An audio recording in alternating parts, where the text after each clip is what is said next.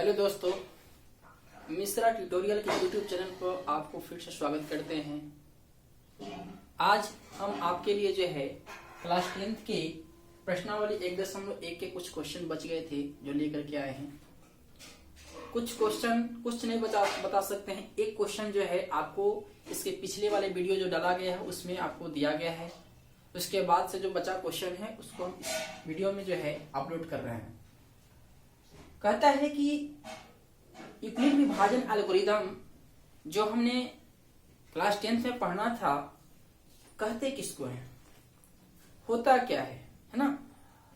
जैसे कि यूक्लिड विभाजन एल्गोरिदम जो होता है a बराबर bq प्लस r होता है ना। थोड़ा सा रिवीजन करें, जबकि बताया गया है पीछे वाली वीडियो में, थोड़ा सा रिवीजन कर लेते हैं। a बराबर bq प्लस r होता है, जहां पे r का मतलब रिमाइंडर जो शेषफल होता है, q का मतलब जो होता है कोशिएंट जो भाजक होता है ना। हमारा जो भी वैल्यू आएगा वो a बराबर bq प्लस r पे ही आएगा, है ना। अब बात करते हैं कि रिमाइंडर जो होता है कहीं कहीं पे वो 0 होता है, कहीं कहीं पे 1 होता है, 2 होता है, 3 होता है। अर्थात कहने का मतलब है कि जो रिमाइंडर होता है वह हमेशा भाजक से छोटा होता है। अगर भाजक मान लेते हैं कि 4 है तो हमारा रिमाइंडर जो होगा या तो 0 आएगा, 1 आएगा, 2 आएगा या फिर 3 आएगा, लेकिन 4 नहीं हो सकता है ना। यानी इससे यही अर्थ निकलता है कि भाजक से हमेशा शेषफल छोटा होता है, हमेशा, है ना। तो देन अब जो है कुछ क्वेश्चन है, जैसे कि दिया हुआ निम्नलिखित संख्याओं का एचसीएफ ज्ञात करने के लिए जो यूक्लिड विभाजन एल्गोरिदम का प्रयोग करना है। अब बात है कि यूक्लिड विभाजन एल्गोरिदम का प्रयोग करना है तो फिर करना होगा तो जहां पे हम लोग क्या करते हैं कि बड़ी बड़ी संख्या जो 38220 है इसको हम हमेशा a मानेंगे। जो बड़ा संख्या होगा उसको हम लोग a मानते हैं। तो लिखेंगे क्या, लिखेंगे यही कि a बराबर 38,220 है, कॉमा b बराबर 196 है। अब हम यूक्लिड विभाजन एल्गोरिदम का प्रयोग करेंगे। पेपर में यह क्वेश्चन हमेशा आते रहता है और ये बता देने के बाद आप कैसी सिन्हा बुक बनाइए या एनसीईआरटी बुक बनाइए, आपको हमेशा ये क्वेश्चन छूटेगा नहीं, ये हम वादा करते हैं, ठीक है। तो यूक्लिड विभाजन एल्गोरिदम का प्रयोग करेंगे। लिखेंगे यूक्लिड विभाजन एल्गोरिदम बराबर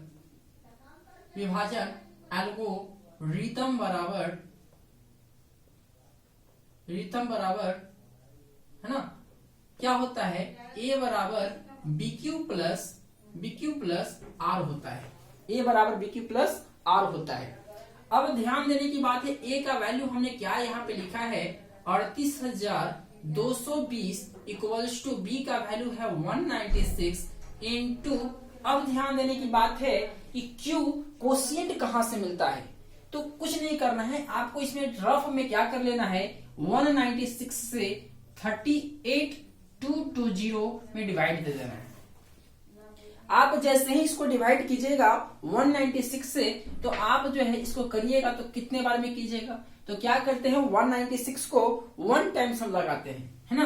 क्योंकि 2 टाइम्स लगाइएगा तो 6 दूना 12, 9 2 18 19 2 एकम 2 292 आता है। लेकिन आप जैसे ही इसको 1 टाइम्स लगाइएगा 196 में तो आपको कट जाता है ना। तो जैसे ही कीजिएगा 1 टाइम्स में तो 196, 12 में से 6 गया 6, है ना, और 8 हो गया आपका कितना 17, और 17 में से 9 गया तो कितना हो जाएगा 9 8 17, 8 होता है, 3 हो गया 2, 2 में से गया 1, 186 आ गया।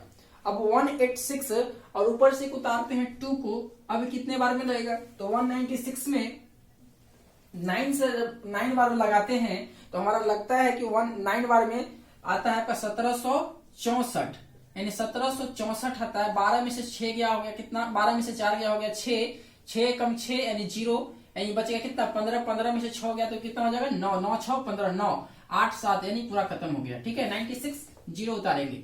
अब जो है बताइए 196 बचे जो होता है 960 होता है ना। 96 बचे 196 बचे 960 और 960 पूरा वैल्यू कट जाता है 195 बार में, और 195 यहाँ जब लिखते हैं क्यू का वैल्यू 195 आता है, यहाँ पे कोशिएंट का वैल्यू जो होता है 195 होता है। और ध्यान दीजिए कि 196 यहाँ पे रिमाइंडर कितना मिला, 0 मिला, यानी इससे पता चल रहा है कि भाजक का जो भी वैल्यू होता है वो रिमाइंडर से बड़ा होता है और रिमाइंडर हमेशा छोटा होता है। तो 196 अब प्लस आर कितना मिला हमको, 0 मिला। अब यहाँ से जो भी हमारा बी का वैल्यू होता है वही हमारा एचसीएफ कहलाता है। जब तक रिमाइंडर हमारा 0 ना हो जाए तब तक हमारा एचसीएफ नहीं निकल सकता है, ये ध्यान देना है भाई। एचसीएफ तभी हो सकता है जब आर का वैल्यू 0, क्योंकि हमारा आर का जो वैल्यू होता है 0 लेस देन आर होता है, और लेस देन जो होता है हमारा क्या होता है, बी होता है। यानी आर का वैल्यू जो होता है 0 से बड़ा होता है, बराबर होता है, और बी से छोटा होता है। ठीक है भाई, तो रिमाइंडर हमेशा 0 होता है, तभी एचसीएफ निकलता है। अब हमसे पूछा है क्या कि 196 लिखेंगे, अतः 196 और 38,220 का एचसीएफ जो है हमारा कितना आ गया, 196 आ गया। यही हमारा आंसर हो जाएगा। ठीक है दोस्त, इसी प्रकार अगला क्वेश्चन जो हम लोग बनाएंगे, ये वाला, ये ऐसे बनाएंगे। 867 को क्या मानेंगे हम लोग, तो लिखेंगे ए का वैल्यू जो होता है 867, यानी जो भी बड़ा नंबर होगा वो हमारा ए का वैल्यू देगा, और जो भी छोटा नंबर होगा वो हमारा बी की वैल्यू को दिखलाता है। फिर से वही काम, यूक्लिड विभाजन एल्गोरिथम का उपयोग कीजिए, है ना। लिखेंगे यूक्लिड विभाजन एल्गोरिथम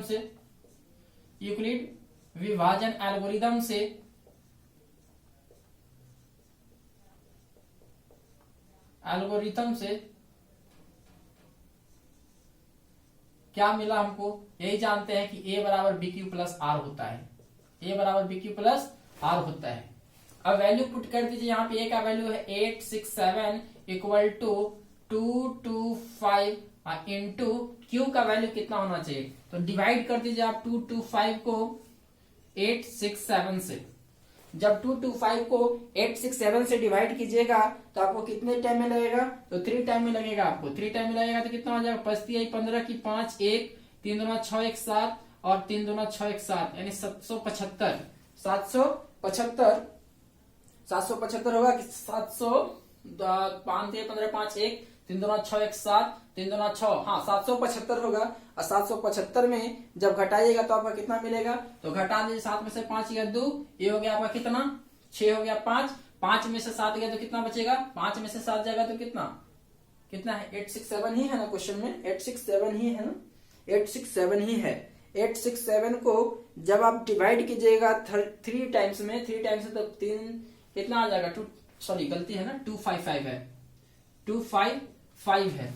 5 15 की 5 1 5 15 16 की 6 1 3 दूना 6 1 7 765 है ना, 765 3 टाइम 765 आता है। जब 7 में से 5 गया 2 6 6 0 0 8 में 7 गया 102 आया। 102 में 255 से डिवाइड कर दीजिए, 102 में 255 से डिवाइड कर दीजिए। अब कितने टाइम्स में लगेगा, तो देख रहे हैं कि भाजक से रिमाइंडर का वैल्यू छोटा आ गया, तो नहीं कटेगा। तो क्या करते हैं, रिमाइंडर में फिर भाजक को लगाते हैं। भाजक को लगाएंगे तो 102 में कितने टाइम्स में कटेगा, ये तो 2 टाइम्स में कटेगा। 2 टाइम्स में जब करते हैं तो 2 2 जा 4 है ना, 2 2 जा 4 और 2 0 के 0 2 एकम 2 204 5 4 के 1 है ना, 5 में 4 के 1 5 2 एकम 2 कट गया, यानी 51 बचा। और 51 में जब 102 को डिवाइड करेंगे तो 51 2 जा 102 होता है और हमारा रिमाइंडर 0 बच गया, यानी 51 बार में पूरा वैल्यू कट गया। अब यहाँ पुट कीजिए, है ना। अभी क्या होता है, ए वैल्यू जो होता है ए का होता है ना, ए वैल्यू बी का होता है, ए वैल्यू ए का होता है और ये वैल्यू क्यू का होता है, और नीचे वाला को रिमाइंडर कहते हैं, शेषफल कहते हैं। ठीक है ना। अब 225 है, 225 में कितने से मल्टीप्लाई किया गया है, तो 3 से मल्टीप्लाई किया है और रिमाइंडर कितना बचा है, तो 102 बचा है। अब जहां पे बी का वैल्यू होता है वो ए का मान बन जाता है अगले टर्म में। स्टेप 2 में जो बी का वैल्यू होता है वो हमारा ए का मान बन जाता है, और 225 को जब तोड़ेंगे तो जो रिमाइंडर होता है वो हमारा बी का स्थान ले लेता है, और बी को फिर कितने बार में लगाएंगे, तो 2 बार में लगाते हैं। तो 102 में 2 से मल्टीप्लाई करेंगे तो रिमाइंडर हमारा 51 बचता है, और फिर जो है जस्ट वैसे ही करते चले जाएंगे। फिर से जो बी के वैल्यू आया है 102 उसको ए का मान बनाएंगे और 102 को फिर लगाएंगे तो रिमाइंडर 51 है। 51 टूजा जो होता है 102 होता है, और यहां से 102 कट के बच गया रिमाइंडर 0। अब ध्यान देने की बात है कि HCF पूछा है तो लिखेंगे अतः क्या भाई कि 867 एवं, है ना, एवं कितना 255 का HCF बराबर हमारा कितना मिला, 51 मिला। 51 मिला, यही हमारा आंसर हो जाएगा। ठीक है, 51 मिला, यही हमारा क्या हो जाएगा, आंसर हो जाएगा। ठीक है दोस्त, तो इसी प्रकार दूसरा क्वेश्चन हम लोग बना लिए। पहला क्वेश्चन इसका जो था फर्स्ट नंबर का जो फर्स्ट क्वेश्चन है वो उदाहरण में दिया हुआ है इसके पीछे वाले वीडियो में, और बाकी यहाँ पे 2 क्वेश्चन यहाँ बनाए हैं। फिर आगे चलते इस तरीके से अगला क्वेश्चन सेकंड नंबर क्वेश्चन कहता है कि इसी प्रकार सेकंड नंबर आपका क्वेश्चन कहता है कि दर्शाइए कि कोई भी धनात्मक विषम पूर्णांक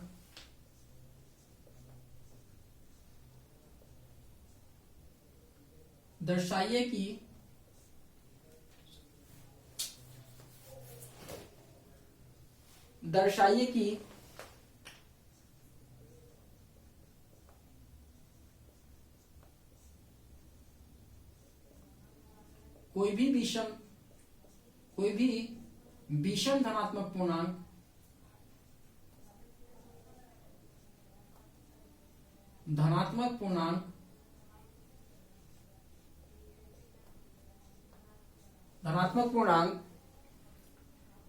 कोई भी धनात्मक विषम पूर्णांक है ना, कोई भी या कोई बात नहीं, कोई भी विषम धनात्मक पूर्णांक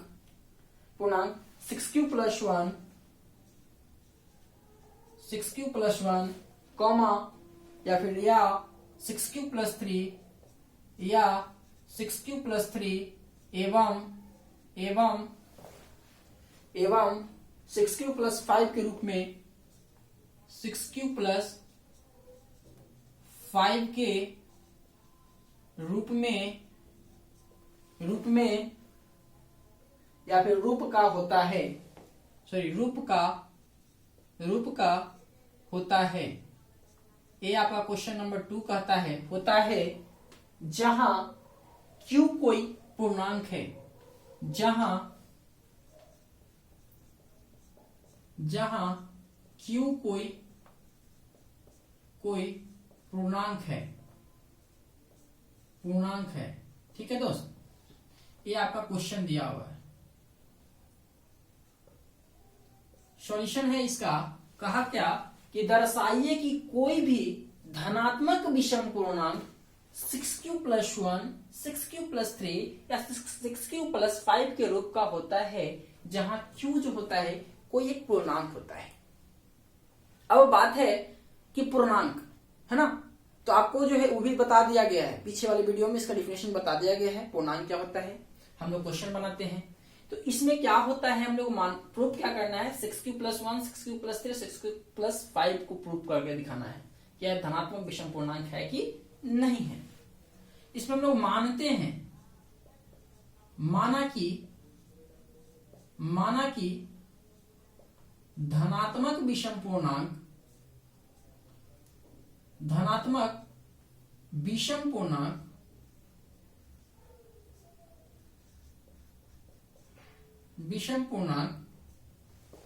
माना कि धनात्मक विषम पूर्णांक जो होता है वह हमारा a होगा। क्यों भाई, क्योंकि a हम लोग हमेशा पढ़े a बराबर bq+r। तो a और b क्या होता है, धनात्मक विषम पूर्णांक ही होता है ना, पॉजिटिव ही होता है ना। धनात्मक का मतलब पॉजिटिव है ना, तो पॉजिटिव का मतलब होता है कि पॉजिटिव हम a मान लेते हैं कि माना कि धनात्मक विषम पूर्णांक a ही है। ठीक है, अब है a बराबर bq+r। अब q का मतलब भाजक, b का मतलब भाजक, जो b का वैल्यू दिया हुआ है 6 दिया हुआ है ना, भाजक दिया हुआ है। b का वैल्यू 6 दिया हुआ है, नहीं भाजक का वैल्यू दिया हुआ है, भाजक बराबर 6 यानी b लिख सकते हैं यहाँ पे, भाजक b बराबर 6 दिया हुआ है, और शेषफल r बराबर जो है हमारा दिया हुआ है 135। तो देन सेसफल जब 135, तो ध्यान देने की बात है, जब b का मान, भाजक का मान 6 होता है तो रिमाइंडर का वैल्यू जो होता है हमेशा 6 से छोटा होता है, या तो 0 हो, 1 हो, 2 हो, 3 हो, 4 हो या फिर 5। इतना ही हो सकता है ना, 6 नहीं हो सकता है। क्यों भाई? क्योंकि भाजक का जब वैल्यू 6 हो जाएगा तो फिर रिमाइंडर के इक्वल हो जाएगा, होगा ना। और हम बार बार कह रहे हैं कि रिमाइंडर का वैल्यू जो होता है वो हमारा भाजक से b के वैल्यू से छोटा होता है। ठीक है, तो जो भी होगा रिमाइंडर, या तो 0 हो, 1 हो, 2 हो, 3 हो, 4 हो या फिर 5 हो। ठीक है ना। अब आगे बढ़ते हैं। अब हम लोग का उपयोग क्या करना है? यूक्लिड विभाजन एल्गोरिथम लिखेंगे। यूक्लिड विभाजन एल्गोरिथम से एल्गोरिथम है ना, यूक्लिड विभाजन एल्गोरिथम से। यूक्लिड विभाजन एल्गोरिथम से क्या पता चला कि a बराबर बी क्यू प्लस आर होता है ना। अब a का मान बी क्यू प्लस आर है, तब यहाँ पे क्या करना होगा? r का वैल्यू तो पुट करना होगा। तो सबसे पहले समझिए, यहाँ से a बराबर b का वैल्यू क्वेश्चन में क्या दिया हुआ? 6 दिया हुआ है ना, 6q अब प्लस r। अब मान लेते हैं कि लिखते हैं यहाँ पे, इसलिए r बराबर 0 रखने पर, है ना, क्योंकि हमको तो रखना होगा ना, रख के चेक करना होगा। तो r का मान जैसे ही 0 रखते हैं तो a बराबर 6q प्लस 0 मिलता है, यानी हमारा 6q वैल्यू मिलता है। इसी प्रकार r का वैल्यू 1 बैठाते हैं, है ना, r का वैल्यू 1 बैठाते हैं तो हम लोग को यहाँ से a बराबर 6q प्लस 1 मिलता है ना। फिर r का वैल्यू 2 बैठाते हैं तो a का जो वैल्यू मिलता है वो 6q प्लस 2 मिलता है। r का मान 3 बैठाते हैं तो यहाँ से a का जो वैल्यू मिलता है वो 6q प्लस 3 मिलता है ना। r का वैल्यू जब 4 बैठाते हैं तो a का जो वैल्यू है वह हमारा 6q प्लस 4 मिलता है, और हमारा r का वैल्यू 5 पुट करते हैं तो a का जो वैल्यू होता है 6q प्लस 5 होता है ना। यानी हम लोग जो जब r का वैल्यू 1 पुट करते हैं, 2 पुट करते हैं, 0 पुट करते हैं तो हमारा a का जो वैल्यू में चेंजिंग होता है ना। रिमाइंडर में देखो सब में चेंजिंग हो रहा है। अब इसमें हमको चुनना क्या है? चुनना यही है कि प्रूव करना है कि दर्शाइए कि कोई भी धनात्मक विषम पूर्णांक इस रूप में होना चाहिए। तो मिल रहा है ना जी, एक तो 6q प्लस 1 ध्यान दीजिए, 6q प्लस 3 ध्यान देंगे, 6q प्लस 5 मिल गया ना तीनों। अब q धनात्मक होता है ये भी समझ लीजिए। जब आप यहाँ पे 6q रखिएगा और q का वैल्यू मान लेते हैं, क्योंकि जानते हैं हम लोग कि अगर किसी भी सम संख्या के साथ किसी सम संख्या को ही गुना किया जाए तो जो नंबर मिलता है वो भी एक सम संख्या ही मिलता है ना। अगर किसी सम संख्या को सम संख्या के साथ गुना किया जाए और उसमें एक जोड़ दिया जाए तो एक विषम संख्या बन जाता है। जैसे 6q है, अगर q का मान अगर 1 ले ले, 2 ले ले तो देखते हैं 6 में 1 से करते हैं तो 6 मिलता है, भी एक सम संख्या है। 6 में 2 से करते हैं तो 12 मिलता है, भी एक सम संख्या। 100 में 3 से करते हैं तो भी एक 18 मिलता है। यानी 6 में किसी भी सम संख्या में किसी भी नंबर को मल्टीप्लाई कर दिया जाए तो एक सम संख्या बनता है। लेकिन अगर किसी भी विषम संख्या को, है ना, किसी भी सम संख्या में अगर एक जोड़ दें तो एक विषम संख्या का निर्माण करता है। जैसे आपके सामने जाहिर किया गया 6q प्लस 1 को, और 6 में 2 से मल्टीप्लाई कीजिए, 1 जोड़ दीजिए, 6 दूना 12 1 13, एक विषम संख्या का निर्माण करता है। तो ध्यान देने की बात यह है कि अगर किसी भी सम संख्या में सम संख्या से गुना कीजिए, एक जोड़ दीजिएगा तो आप एक विषम संख्या का निर्माण कर लीजिएगा। लेकिन अगर किसी भी सम संख्या के साथ किसी भी नंबर के साथ किसी भी सम संख्या गुना कर दिया जाए तो एक सम संख्या का ही निर्माण करता है। तो यहां से हमको यह पता चला, यह क्वेश्चन से ही पता चला, अगला जो टर्म है इसमें इधर लिख रहे हैं, है ना, यहां से यह पता चला कि हमको चाहिए क्या? विषम धनात्मक पूर्णांक। लिखेंगे यहां 6q प्लस 1 6q प्लस 3 या 6q प्लस 5 के रूप में 5 के रूप या फिर 5 एक धनात्मक विषम पूर्णांक है। 5 एक धनात्मक विषम पूर्णांक है, धनात्मक है ना, विषम पूर्णांक है।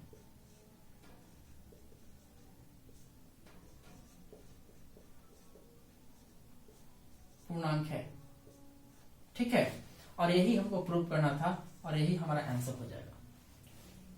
ठीक है भाई, बहुत ही छोटा है, बहुत ही लॉजिकल तरीके के क्वेश्चन बना रहे हैं और ये आपको 2 नंबर से 3 नंबर में पूछता है और आप 2 नंबर से 3 नंबर के लिए इतना काफी हम लोग के लिए होता है। ठीक है दोस्त, अगर आप कोई भी बुक बनाते हैं तो आप इसको एक बार समझ लीजिएगा तो आप किसी भी बुक का क्वेश्चन आप आसानी से आप बना सकते हैं। ठीक है, इसी प्रकार चलते हैं। तीसरा नंबर क्वेश्चन कहता है कि किसी परेड में अगर हम लोग क्वेश्चन ना लिखें तो आसानी रहता है ना, इसलिए क्योंकि क्वेश्चन लिखने में ही हम लोग का ज्यादा समय लग जाता है। अगर हम डायरेक्ट इसका सॉल्यूशन कर दें तो दिक्कत नहीं होगा, है ना। तो क्या करेंगे, इस सॉल्यूशन ही लिख देते हैं, है ना। सॉल्यूशन लिखने में हम लोग को आसानी यह है कि हम लोग जो है टाइम का बचत हो जाएगा।